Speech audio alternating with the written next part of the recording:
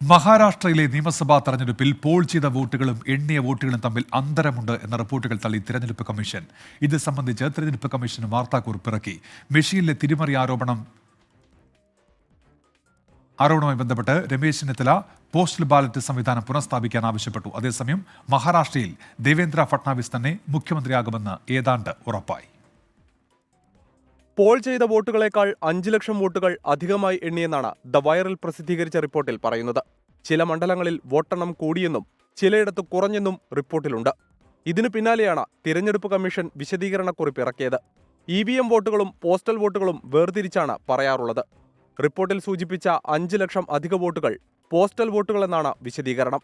Voting മെഷീനിൽ തന്നെ തിരിമറി നടന്നതിന് തെളിവുകളാണ് ദിവസവും പുറത്തുവരുന്നതെന്ന് രമേശ് ചെന്നിത്തല. തെരഞ്ഞെടുപ്പ് മെഷീനെ സംബന്ധിച്ച് വലിയ പരാതികൾ ഉയർന്നു വരികയാണ്.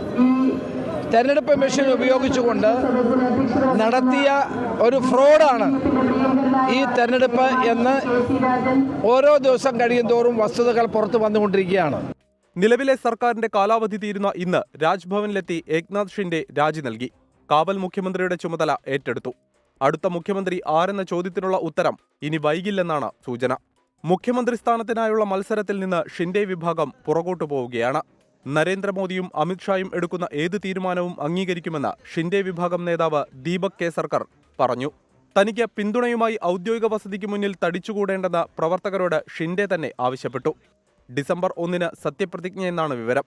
മുഖ്യമന്ത്രി, 2 ഉപമുഖ്യമന്ത്രിമാർ, 20 മന്ത്രിമാർ എന്നിവർ അന്ന് സത്യപ്രതിജ്ഞ ചെയ്യും. 24 മുംബൈ.